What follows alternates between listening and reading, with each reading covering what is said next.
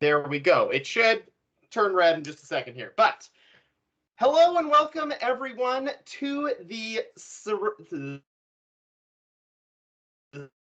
Science Presents Production and Consumption. This is the wrong slide deck. Oh boy. I didn't save the other slide deck. I made revisions to this one and it's not saved.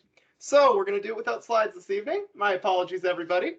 I know you were eagerly anticipating my slide deck, but it'll be more rustic. It'll be together. It'll be good.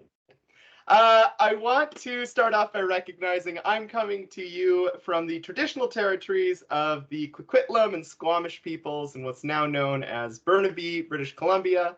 I make this recognition as an acknowledgement and as a way of saying thanks to those folks who've come before us, and as a way of thanking our children and our grandchildren for letting us borrow the land and spaces that we're in, and as a commitment to take action towards reconciliation and starting to dismantle some of those systems of oppression that impact folks differently all across Turtle Island. So thank you for being with us today. This is the Sustainability Sector Showcase Part 3, Public Engagement, not production and consumption, public engagement. We are very lucky today to be joined by George Benson and Michelle Kim. I'm going to start off by sharing a little bit of background into what we're going to be talking about this evening, and then we'll get into the nitty-gritty with George and Michelle. This is part of the Science Horizons program out of the United Nations Association in Canada. We provide training and youth employment opportunities, and the views and opinions expressed in this presentation are solely those of UNA Canada and our partners who are speaking with us, and don't represent partners and funders who aren't present. With all that in mind, it's too bad I can't do the Slido to share where everybody's at, but we are joined by folks from coast to coast. I see some names that are familiar here, so I know we've got people here from British Columbia, from Ontario, from Quebec, not quite the furthest coast, but yes, wherever George is joining us from, beautiful, beautiful weather. I feel very jealous of you, George. And tonight we are going to be talking about public engagement. So when we define public engagement, it's all about bringing different stakeholders and partners together to tackle issues within a community. The different stakeholders, the different partners can include government, businesses, citizens, youth, all sorts of different actors within the system working together to identify and understand problems and hopefully work to overcome them. When we talk about public engagement, there's really two key Sdgs that are kind of directly reflected within it. The first is Sustainable Cities and Communities, number 11, and the second one is SDG 17, Partnerships for the Goals. Obviously, this is the way that I'm defining it. Don't worry, I see George and Michelle thinking, I have a follow-up line to this that's going to be a good one. Sustainable cities and communities, obviously bringing groups together to understand the issues that the communities are facing will help to develop more and more sustainable cities and communities. And 17, Partnerships for the Goals, it's right there. We need to work together. We need to understand diverse perspectives to get to diverse solutions for the different problems that we face. Now, I mentioned two specific SDGs, but really public engagement touches on all the SDGs. All of them, we need to be working in concert. These are tricky, sticky problems that we're facing, and it's going to take a lot of innovation and a lot of creative folks getting together to understand those problems and to start to get to the root of them. So, George and Michelle, I saw you kind of go, oh, that's not quite right, but it is all SDGs. The SDGs are deeply interconnected. That's just one way for us to look at the goals. We try to use the goals as a grounding for all the work that we do at UNA Canada, especially in the Science Horizons program. So reflecting on those and reflecting on the role that public engagement plays in achieving the goals is really valuable for us. Now, enough of what I have to say. You're here to listen to what George and Michelle have to share. We're very lucky to be joined by them. Just to give them a quick introduction, Michelle Kim is the program lead for Sustain SU at the University of Alberta's Student Union. She facilitates and develops sustainability edtech programming with Lumi Network and serves in her role as executive director of JIVM, which does work in investing in rural communities in India. Michelle is a co-founder of the UN SDGs U Alberta Alliance and continuously strives to improve her campus, her local community, and global communities. She's a big believer in the saying, "No one can help everyone, but everyone can help someone." So thank you, Michelle, for being with us. And George Benson. George is a resilience practitioner and thinker working on climate change, urban planning, and inclusive economic development. He's the manager of decarbonization and the just transition with the city of Vancouver and is the co-founder and managing director of the Climate Displacement Planning Initiative, a nonprofit raising awareness and building solutions to address climate change displacement. Thank you for joining us today, George. Thank you for joining us, Michelle. I've given you the boilerplate. This is their bio, but I would love to take a moment to let Michelle and George introduce themselves to everybody. Well, you go first, Michelle. Sounds good. Hi, everyone. My name is Michelle. I use she, her pronoun. And I guess two things that I came here for was like, first, I was so excited to hear from what you all do. And I wanted to share some insight for this program as peer, someone who went through many of this, like this kind of like types of learning and development opportunity and develop it really together. So personally, at the Students Union, one of the main things I do is as program lead, I work with lots of youth like Brett, about 80 to 100 students every year, especially here on campus, working towards sustainable goals. And a lot of work has been, especially nowadays, has been focused on public engagement, awareness, and outreach due to COVID. So I'm excited to hear from you all and discuss a little bit more once we get into guiding question. The other role I have is with JIVM. As Brett mentioned, it is an NGO that I co-founded in 2019 when the pandemic started with some of my previous friends, alumni who are now in India. Basically, they were facing a situation where right now with pandemic, we're lucky to have this technology to be able to see and learn. On the other hand, the half of the world does not even have any access to internet, let alone the technology. So there's a big gap in education. So we're trying to find ways to bridge that gap. And that's where I came from JIVM and trying to empower the rural communities in India in a way that as much as possible. Yeah, George. Awesome. It's a tough act to follow. I'm really excited to be here with all of you folks as well. I was a UNAC intern back in 2017, so it's great to kind of be returning to family in a certain sense. It's a great program and really excited to see it kind of thriving and continuing on.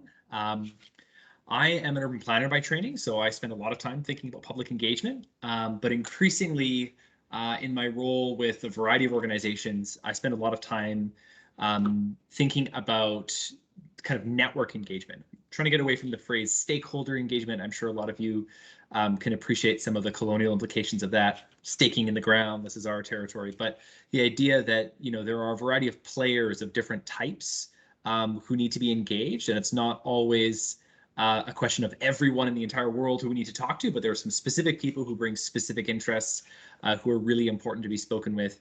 And I think that's especially important in the context that we find ourselves in now, thankfully, of finally recognizing that so many of the engagement processes we've run in the past have been inherently exclusive. And that is still very much the case. And hopefully we can talk about some of those areas where we are definitively failing, whether that's in the public or the private sector, to deliver the kind of actual meaningful engagement we should be. But I'm also going to suggest, I hope, poke the bear a little bit here, that we shouldn't valorize or uplift public engagement as the end-all be-all to solve all of our solutions. We live in a democracy. Sometimes we have to just duke it out at the ballot box and say, sorry, there's a very stark decision we have to make. Do we do A or do we do B? And we can't always engage our way to that. And that's part of the beauty and the challenge of living in a democracy, is we have to do that. But ideally, if we've done that work really, really well in the engagement space previously, that decision is framed effectively and people can understand that, you know, they're not going to lose everything if that decision is made, and that there's some, you know, I do a lot of work on the just transition. So Will we have many, many oil and gas jobs in the future? Probably not.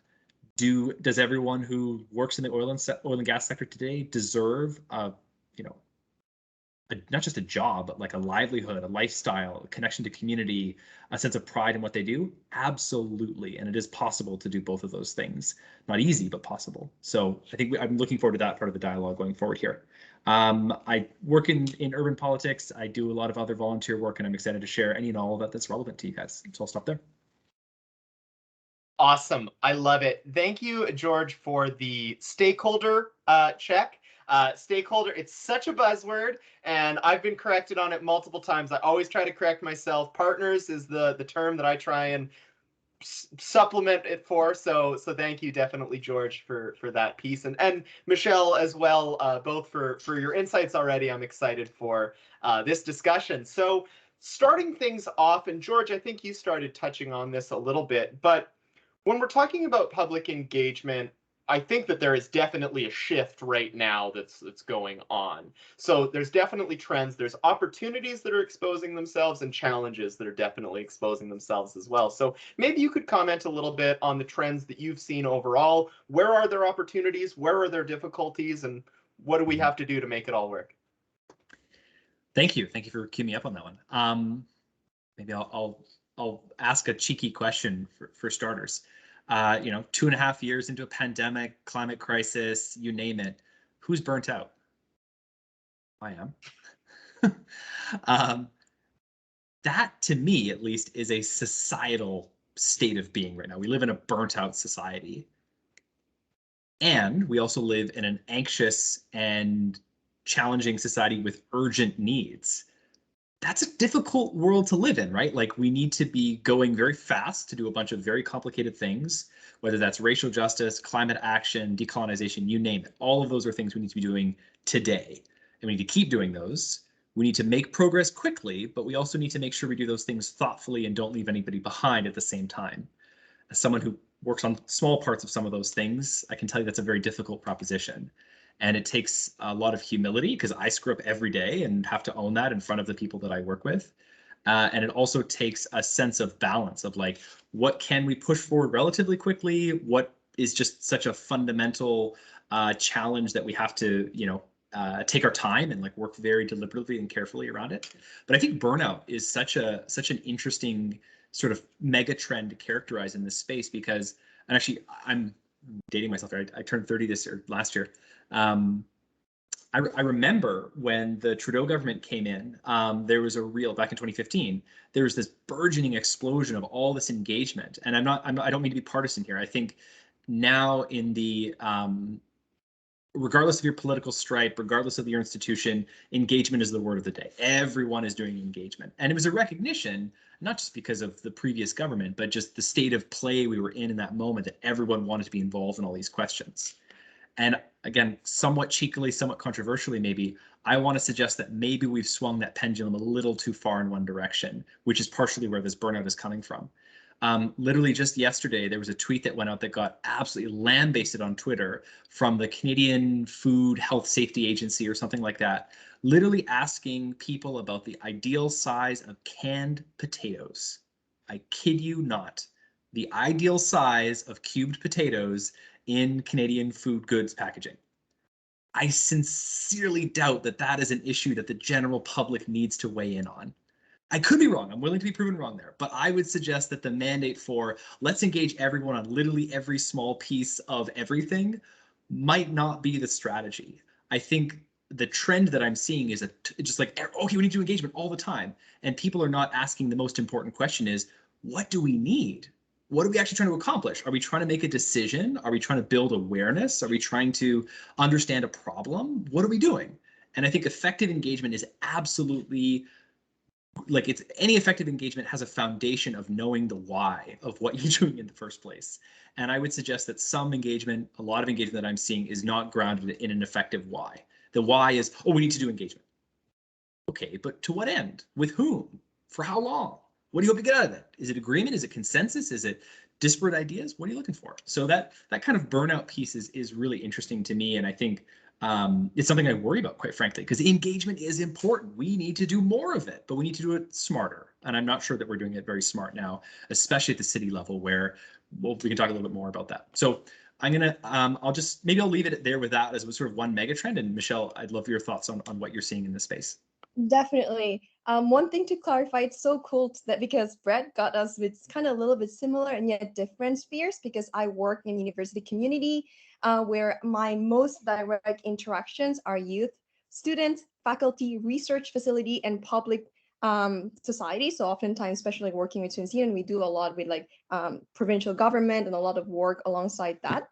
So for me, I think tying back to yesterday's topic, just quickly, if anyone had those idea, is I think with COVID-19 sector, especially in consumption and production that you have discussed yesterday, there was huge suffering and then fallbacks in trends in terms of plastic waste, single usage, energy consumption, inequality challenges, you name it, it's all there.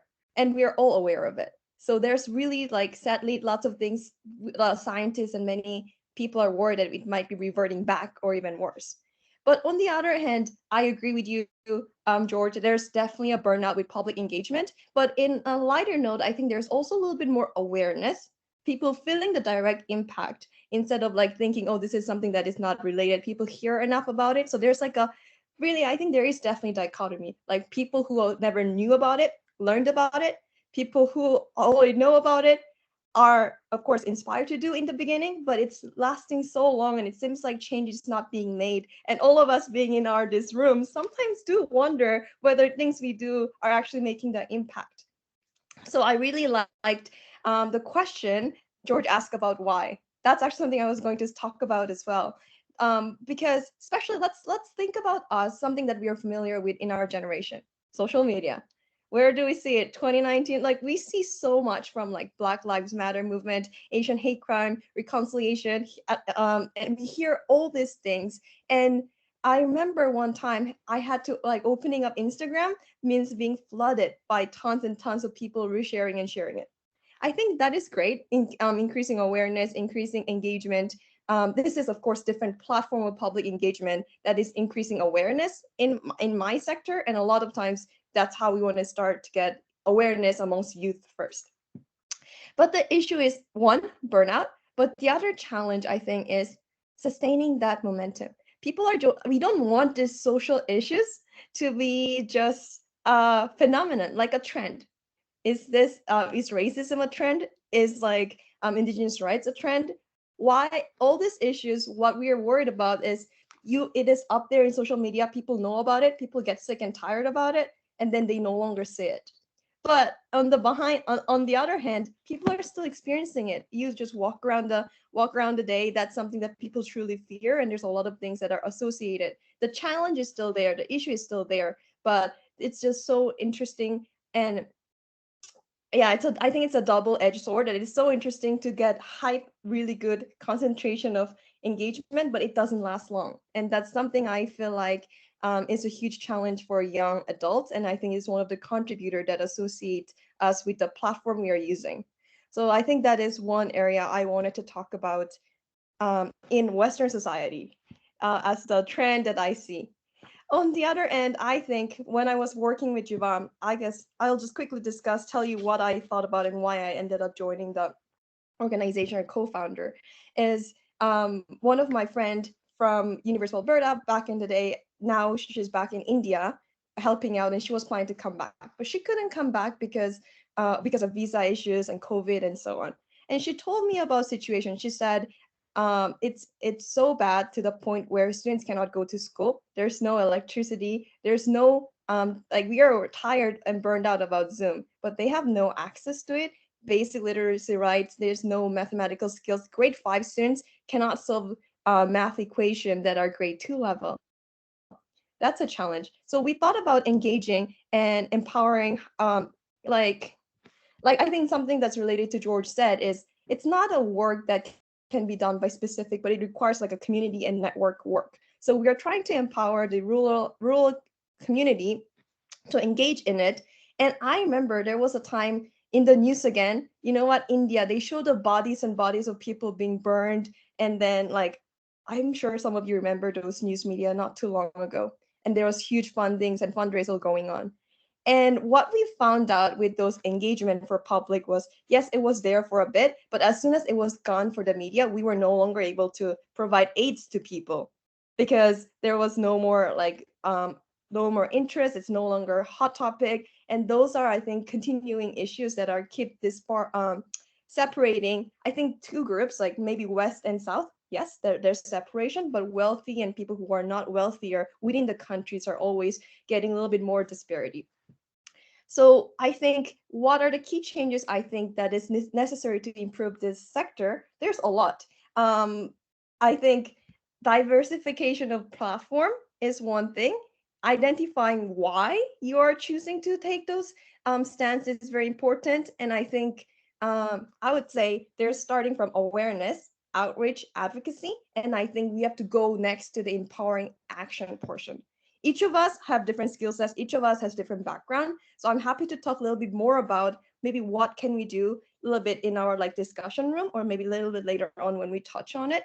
But I think it can start from bringing others into conversation, but also recognizing current situation of burnout and managing. It's a weird balance and dichotomy world that we are trying to manage. Is my perspective on this. Michelle, I wonder, sorry, Brett, if I can jump in. Were you, just the last part of what you were saying there, were you referring to the engagement ladder, like IAP2 sort of, going from sort of announce and defend up to an empower or a co-design? Are you saying that your preference for an engagement process is generally to kind of move up that? No? Oh, okay.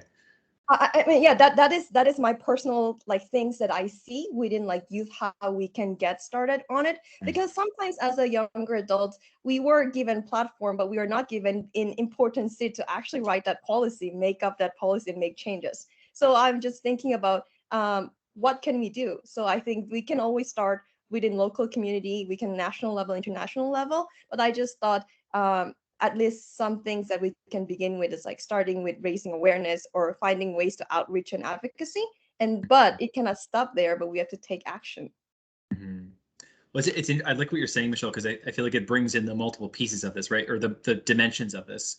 I guess initially I was answering this question from those who are responsible for engagement. And I think you're answering this from if you're looking to be engaged, how would you then reach through that? And it kind of sounded like you're talking a little bit also about campaigning and how you build effective coalitions to go after, a shared objective.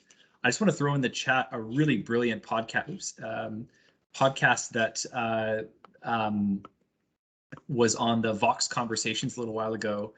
Ezra Klein did this with, I'm forgetting her name, Jane McLevy, and she's a union organizer from the United States. And she talked a lot about the ideas of engagement, mobilization, and sort of sustaining solidarity. If you're going to try to build a community to go and achieve an objective, how do you do that over time? And I think in many of the ways you're describing, Michelle, she was saying social media has really, I don't want to say ruined, but it's really hampered or limited a lot of our generation's ability to go after change long term. Because while I absolutely support the objectives of Black Lives Matter, if I post a black square once a year, am I really is that really going to make that much of a difference? I don't think so. I think it's about sustained engagement, mobilization, community building. All of those things are part of it. But I kind of go back, I go back to my earlier comment too, there's if you're the institution responsible for engagement, you have to ask yourself, what do I need? What do I want? What are my values? And how is my engagement process going to reflect that? But then on the other side, if you're the engagee, you got to ask you, what do I want to accomplish in this process, right? Do I like the parameters that institution has set up? I mean, one thing I'll say that is a very deeply held belief of mine. I'm a member of the Global Shapers community, which is a youth network across the world. And we have over 500 chapters in different cities around the world, 8,000 members. We have been very involved with a variety of youth organizations across Canada over the past few years in advocacy work. And advocacy in some ways is kind of the flip side of engagement, right? Engagement could be sort of passive and you're oh, what do we discover? And then engagement's directional. Here's what we want to accomplish. And one of the things that, and I say this having been involved in the governance of some big institutions like professional associations. I used to sit on the board of the American and the Canadian Planning Association and committees and whatnot of theirs. We set a lot of objectives and strategies and systems that then like young students, for example, had to like navigate their way through. And what I found was that in a lot of cases, there were a lot of times where, you know, myself as an advocate or my colleagues as advocates, as young people, we were kind of shouting on the outside, from the outside in, right? We're like, you need to change, you know, talk to your minister, talk to your MLA, whatever. But one of the things that was often overlooked was that there are processes, engagement processes, that are often quite technical and they're complicated. They might not pop up on your radar right away, but actually they're incredibly powerful. So I was really, really proud last year. Myself and a few colleagues put together, I think, the first ever youth submission to the Canadian Financial Regulator called the Office of the Superintendent of Financial Institutions, because they were having a consultation about climate action and finance. And we said, hey, we're a network, we're multiple networks of young people from across the country. We want you to do better as a financial regulator on climate action. And we're going to tell you some technical bits that we know, but we're also going to say, as young people, and I'm going to use that word, stakeholders, like as some of your constituents, let's say, the people you are responsible to, we will be mad at you and we will consider you to have failed us if you don't do certain things. And we're like, you are responsive to us because we're a democratic country. And we were very clear in our letters and our engagements with them about that. And so I would say that young people, I really encourage everyone, like, keep an eye out for those like technical spaces that are going on, because there's actually a lot of interesting conversations that happen there. And if we're only like, I think young people should be out in the streets protesting and like pushing for change. And we should be in that like boring, cramped office at the back of the building where they're having a conversation about how we're going to pay for climate action. Like, we should be in both. So I think I just always want to encourage people, like, keep an eye out for those boring spaces, because a lot of things that are really, really interesting can happen there. And I got off my soapbox for that. That's just fantastic. Thank you so much. So many wonderful thoughts. So many different pieces of little hints of wisdom to pull out of there.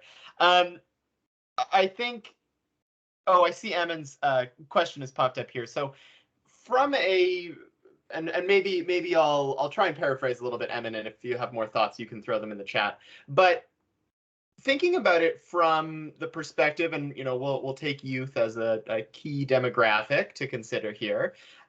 If what is laid out before us is not what we want, and there are strict parameters around it, and I think this could be a very, very big parameter that's set on everything, or it could be really small, minute things that we experience in different systems that we might interact with. What is an approach that we could take to either pushing against those parameters or working within them? Maybe Michelle, I'll throw it to you, thinking about those different constrictions that might exist. I think I would love to hear this from George, but I think for me, I think there's multiple ways. I think when you're trying to create, basically we are stuck in a system and we're trying to create change around it because the system is not working.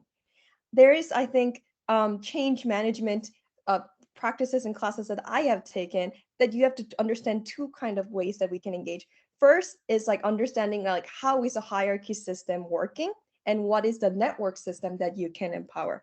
If the system is hard and if the system doesn't work, you have to look around the surrounding and see how can you leverage it and then how to engage them. So for example, if you're in a more like a hierarchical system, you might be able to engage and find out who might be more above it, or just if there's a way you can connect. Or like George said, maybe if you look into it, maybe there's a technical processes that is implemented for you to make changes towards a system. Another way is through network system where you're not directly related to this issue, but you're connecting through people first. And then when this is one network and this is you and this person can also engage you, this is where this, like, I call it like webs of connection, could lead you to somewhere that might be more towards a little bit better direction potentially, or like maybe guideline that the government or the institutions themselves haven't looked into. I love that answer, Michelle, and I completely agree with you. I think the starting point for me in any of these contexts is some people call it power mapping or systems mapping, but you often just draw it out, right? You're like, okay, here's the diagram. Here's everyone I think who's involved, and it's work. Like, it takes time, it takes research. If you're thinking of a campaign or something you want to build to go after a public policy change or whatever it is, you're going to want to interview smart people who know that system well. You're going to want to talk to leaders, maybe who are inside the institution you want to change, and have a friendly conversation. Say, hey, didn't love that engagement process you did, or hey, I hear there's this engagement process. What are you doing? Or even more broadly, what does your institution do? What is it actually responsible for? One of the examples I love to use these days is the Bank of Canada. The Bank of Canada is in the news a lot these days. Inflation is rising. There's all these other challenges. The Bank of Canada historically had a mandate to do two things: keep inflation low and keep unemployment low. And it's tended to really try to only do one of those, which is keep inflation low. I mean, I would argue, like, if you know the ins and outs, and you got to do your research, right? But if you know the ins and outs, you can then say, hey, I actually think you're not living up to what you're supposed to do. And you could cut off an engagement process right from that, sometimes if you're lucky, to say, you have a job, you're not really doing it, and I have the piece of paper here which says this is the job you're supposed to do. Speaking as a civil servant, it really helps to show us that you know what it is we're supposed to do, and when we're not doing it, to be like, pretty sure, here it is. Not always going to work, but it can help. But that's that power mapping, right? It's just like you map out the whole system. What are the institutions? Who are the players? What are their priorities, et cetera, et cetera. And the second thing Michelle said that I loved was leverage. Like, what are the leverage points? And I don't know, Michelle, if you took any classes on like Donella Meadows, but her great piece of work, leverage points in a system, is great, right? Like, what do you have access to that you could shift? So if you're trying to change the financial system, like, one of the things she says is that culture and identity are like one of the best ways to change a system, because if everybody's like, oh, well, that's just what I do, I'm the kind of person who does this, they're not even going to question it, right? They're just going to go out and do that every day. But if they don't see it that way, then that can be tricky. But I can't, for example, change the culture in the financial system, certainly not alone. So I might let that go and go for something a little lower on that hierarchy, but I think that's a really key part. And I guess to just the more direct point in Eamon's question there, and I'm sorry, Eamon, I hope I'm saying your name right. The parameter isn't any institution is allowed. Well, then I think you got to figure out who's in charge of that institution's mandate. Who is the person who writes the piece of paper that says this is what you're going to do? In most government contexts, that's a minister. Sometimes it's a few ministers, but you got to know where that lever is to pull to shift that. Bureaucracy can be your friend. Civil servants are not robots, right? People have opinions, they have values, they can be, brought on side to a cause, but they ultimately are responsible to the public. So that they cannot and should not be like, screw those people, we're just going to do this. That's not something that they should be doing. And I say this as a civil servant who has very strong values. I am not out to punish anyone. I'm not out to, say, screw these people, I'm going for these people. I have a responsibility to care for the public, and I do it imperfectly. Like I say, I screwed up all the time, but that is my job, that is my role. And if you can, help show a civil servant that that's part of it, then you might make them an ally in shifting that process. But I would say a lot of like the parameters of those consultations and engagements, once they're set, it's kind of hard to change them sometimes. But the submission, I just put it in the chat there, that we wrote on finance, we brought in a whole bunch of things that they didn't want to talk about, and we put it in the letter, said this is important to us, we think this is important. And if I was to read, for example, their summary report, which they'll produce as a from the engagement, and I saw none of that, I would have some questions. I'd be like, well, didn't you hear this? Did you not? Why is that not in there? And then it's sort of a little bit of embarrassment and shaming to be like, well, why didn't you say what we thought was important? And if you don't want to do what we think is important, you should have a reason why. And I think those are like the powerful kind of statements and questions that can get that can shift some of those things. I just wanted to add in like that. Those are really great points. And then I think one thing that I want to add in terms of leverage is also leverage your peers or people who are like-minded. George talked about networks, the network he was part of, and then to be able to send those youth submission, like use those leverage, like use the peers. I know sometimes you feel like you are in silo, but you're not. There's lots of people. You can see from within this call that people all over the Canada, there's people you can reach out to find out. Use those leverage points, because I think Oftentimes, big institutions, especially government, when there's more people and it's more vocal and it's more out there, people can see, they are more likely to make the changes for a system, because at the end of the day, like George mentioned, they are there to serve you and they're there for the public. So once you use those leverage for people, that could be one key tool that you can utilize. Totally agree. Stronger, like there's the strength in numbers, right? And actually, one last thing I'll say quickly. Great book by Saul Alinsky, Rules for Radicals. And there's a great line in there, diversity of tactics. Like I said, you know, be in the boardroom, be at that super boring technical hearing and say, this is important, this is what we want to do. And maybe you're in the streets protesting too. It doesn't have to be either or. And I think some people get really bogged down and like, well, no, I'm an activist, I only go to protests, or no, I'm a bureaucrat and I only go to these technical hearings. You can do both. We're humans, we're complicated. I love it. This is great. This one's my favorite. This is my favorite sector showcase so far. Don't tell the other speakers. Awesome. So I think that you've touched a little bit on a few different skills and aspects of public engagement. You know, we've talked a little bit about systems mapping. George, you've spoken really eloquently to humility. I love it. But for both of you, what are some essential skills and experiences that you think that people should be seeking out if they want to either work directly in and on public engagement or amplify the impact that they can have through being engaged? I think from both sides. If they want to be engagers, what do they need to do? And if they want to be well engaged, what do they want to do? I can start, I guess. I think both. There's so many skill sets. I think that's why George is doing this, because there's so many things to talk about. But I think one thing that is, I think, universal that for both is thinking in systems thinking, mapping it, and then finding out where will be your leverage point, finding out who will be your key contacts to identify, whether you are the one hosting and trying to identify who to reach out to for consultation, or whether you are the person who wants to have your voice heard. And second thing is, I think there's a lot of communication skills, especially active listening, for both ends. Like everyone in the table, especially let's say in terms of sustainability, I'm sure not all, but most of the times, this is something that we agreed on. Even UN, like all the nations agreed on 17 goals. And if you're especially trying to think about this topic, I'm sure both of us in both ends trying to make things better for this world, essentially. So what is important is bringing our own values and views and perspectives, but also understanding from each other's point what are things that we can each contribute, and actively listening and accepting feedback. I'm a little frozen. Am I good? Okay. Accepting the feedback is very important, I think, in both ends.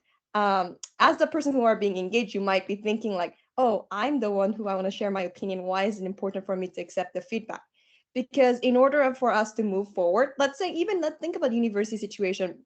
There's parameters and there's like strict systems that are already set, not by maybe the public figure currently, but within the system we have to work out. And eventually, in order to break out of the system, there are instances where we might have to give small token of like coin in order to make bigger change. So understanding why those parameters are there to move forward, I think, is important. And last one is teamwork. I think teamwork and networking, leveraging your network is like, as I don't have to mention any much more, but having that numbers, but also having different minds. UN goal 17, there's reason why we are not, I don't think we're living in a net zero society where in order for one to succeed, one have to go down. Instead, I think there's a lot more work that has to be done together in order to go forward. So if you're a student who are interested, start practicing like maybe being that collaboration, teamwork, understanding, listening to the feedback, and then active listening skills and communication skills could be something that is valuable like universally. How do I add anything to that? So much good stuff in there. I want to double down on communications. Such an important skill. I was doing an interview this morning with someone and was saying, you know, to me it is the foundation of being effective at anything you do. Relationships, your work, your creative project, doesn't matter. You got to be good at communication. Now, importantly, you don't need to be a blabbermouth like me and be at the front of the room talking all the time. Good communication isn't about loudness, right? It's not about volume. It's about how many words you use. Some of the best communicators I know use relatively few words because they're so efficient. They have an economy of words they use that's incredible. They're like, they can get their, I take 3 paragraphs, they take 1 sentence. And they're like, that's it. That's all I need to say. Done. And the kind of underpinning of that to me of good communication is knowing how to think. You got to like know how to organize your thoughts, put them together, rank them, put them in an order. How are you going to tell that story? I have a staff person who works with me and we're talking about our public speaking. And I was saying, I actually really recommend going and listening to podcasts or YouTube videos or whatever about storytelling. Understand how to tell a good story, beginning, middle, end, the crescendo, the depression, the resolution, like all of those, even if you're telling a very basic story about like a policy, why did we do this policy? Why does it matter? Where are we going with it? What do we hope to achieve? Like those are all parts of a story. So having good storytelling skills and knowing how to organize your thoughts is critical to being a good communicator, and being a good communicator is critical to anything that you do. I would also say that like both written and spoken communication are so important. One is not more important than the other, but you got to be good at both.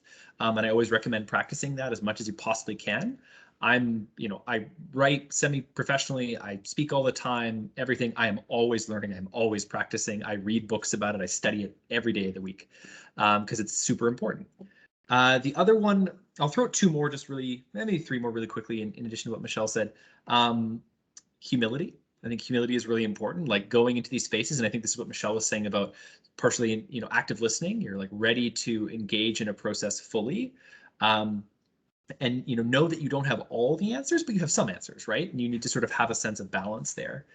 I always think curiosity, and I know it's so vague, right? Like curiosity is such a big word, but being actually interested in wanting to know what others are saying and what's being talked about. The number of times I've walked into a room, like an engagement session, for example, and people are like, well, I know the city of Vancouver is doing this, so let me tell you about all the complaints I have, or let me tell you about all the things that are wrong, or whatever. And I was like, okay, but this is a process about food policy. Do you really want to talk about how housing is broken, or do you want to like engage constructively in this space and learn something there? And if you do, you're going to be super effective, I think. The last thing I'll say is having your values nailed down. What are you in the space to accomplish? What do you hope to achieve? How do you think you're going to go after the things you're doing? And like Michelle said, these are true for both the public, like if you're engaging or you're an engager. I think that is just such a crucial thing. If you know what you're in the room to accomplish, and you still got a bit of creativity, a bit of curiosity, a bit of humility about how that might shift a little bit, but you're confirmed of like, I want to get to a net zero society. I want to achieve reconciliation. I want to achieve racial justice. You know that, but you're like navigating the how, then that's going to make you really effective because you know why you're there. Otherwise, you're just going to you can get pulled off in any direction. It's like, oh, that's shiny, that's cool, I'll go over there. And that's going to reduce some of your effectiveness. So I would say, strong communication, enough humility, curiosity, and really knowing your values can make you effective in both your engagement and sort of advocacy work, either side. That's awesome. My neck hurts from nodding so hard. A piece of wisdom that I once heard that's related to communication is you have 2 ears and 1 mouth. You should listen twice as much as you speak. And just, the piece on active listening, regardless of who you are in an engagement space, you have something to learn and to take away. And I think George and Michelle, you both touched really well on this. There's a question in the chat that I want us to address, and then I think that we'll go into our breakouts. But Brianna asks, and Brianna, I'm going to synthesize it a little bit. How do we translate technical information into easily accessible spaces? And the example she uses is about COVID-19. There's so much science about COVID. We can talk about science all day long, but when it gets down to it, not everyone is a immunopathologist. That might not be the right word, but we're not. So how do we convey to the public important information related to different topics? COVID is a perfect example, but I think that there's a myriad of different areas that we can look at. So just from your own experiences, what are good routes to take highly technical information and make it accessible for everyone. I'm going to cheat and I'm going to go back to the why. Does all technical information need to be communicated to the public? Do we need to weigh in on whether or not the size of a potato in a cube form is the right thing for a can? It's actually a very technical conversation, I'm sure. Like if you think about like how a bunch of cans are moved in a truck, like the size of those cubes probably has some impact about how it sways. And, you know, I could imagine a bunch of reasons why. That's actually not a dumb question to ask, but does the public need to know about it? And that's a tough question, right? Like when experts make decisions about what the public ought to know, there's a lot of assumptions, and historically, racism, sexism, classism have all gone into those questions. It's like, well, you know, the dumb people over there, they don't need to know about this, right? So I want to be very careful in suggesting that experts automatically know where and when to raise those questions. But I think it is important to ask, like, does every hyper-technical academic question need to be brought forward to the public? I'm not convinced of that. And what I would say in response to that is that I think we need to be really clear with the public about our goals and our objectives, and we need to have honest conversations about the trade-offs of those goals and objectives. But at a certain point, a technical issue is a technical issue, and you just can't boil it down anymore. I'm leading a project at work right now, which is about technical standards around heat pump installation. I genuinely don't think that the public needs to weigh in on the average size of a duct that's attached to a heat pump, which is part of decarbonizing homes. I think that the public absolutely needs to weigh in on whether or not the trade-offs and benefits of electrifying our buildings are worth it, and to have a high-level conversation about the costs and challenges associated with that. That's a very legitimate public question. But I mean, I'm running this project. I have consultants working on it. I don't know what the hell the right size of a duct is, and I work in the space. Sometimes technical issues are technical issues. Now, okay, the why. You got to have that why answered. If the answer is yes, and in the COVID-19 case, the answer is perfect, absolutely yes. I think it's a really tricky space, and a really dear friend of mine, Alan Shapiro, he helped found a group called Science Slam Canada, and they do some really great work around science communication. And there's also Evidence for Democracy, which is a great group in Canada that does work on science policy and science communication. I'm not an expert in science communication, but what I will say is that I think let's take climate change as an example. Like, climate scientists have been raked over the coals for, on the one hand, seeming like really hyperbolic, like, the world's going to burn down tomorrow, or incredibly like muted and gray of like, there is a 22% chance of this with a high probability, blah, blah, blah. You know, if you read the IPCC reports, it's very dull and confusing because it's like, okay, it's high probability, but low confidence interval. What does that mean? Like, those questions are really difficult to describe. I think I go back to humility, like to say, this is what we know for sure. This is what we are thinking about, and to be clear that like this could change. One of the worst things that's happened, and I'm sorry, I'll stop after this, but one of the worst things that's happened in science communication, especially around climate change, is this sense that science can be settled. And I think anyone who works in science, I mean, I would love to be proven wrong in this, but I think all the scientists I know love the fact that science is never settled. It gets better. We increase our certainty, we grow our understanding. It's not settled in this permanent sense, but we have to have a way of communicating, like, we're really, really confident that COVID-19 is bad and it might kill you if you get it. Like, we can communicate that and say, well, we know it's an airborne disease and we have some pieces around it that are confusing, but that's a tricky thing. And I think like for some of like the really technical stuff, you as a scientist or as a researcher, you have to work with communicators and ask, like, how do I say this effectively? It's complicated. I'm not sure. And that comes down to the humility. I'm not an expert in everything. I shoot my mouth off plenty often, but I try to ask people smarter than me, what should I say about this? So I think that humility is really a core part of it. And I think being able to synthesize, Brianna, is a huge skill. And if you can synthesize and just have last thing I'll say, have conversations with people closest to you. Your mom and your dad, your uncle or brother who's in the trades, people who don't have the training that you have, whatever it is, just ask them to let them talk to you about, to let you talk to them about what you're learning and see if it lands and see if you can explain it. I've used that. My parents only have high school education. I've done that for 15 years and it's been really helpful. So sorry, I took up too much space there, but good question. Great point. I am going to answer this in like science perspective. My bachelor's degree is biology, chemistry, and now I'm in that little bit more closer to that field. And I think listening to George made me realize the gap. For us, like George mentioned, like, okay, everything comes down to, again, communication piece. I agree. I was going to talk about that piece, but importance of it is that every time I was educated that it is quite likely this percent or quite likely this much. Yeah, not exactly, but it is likely.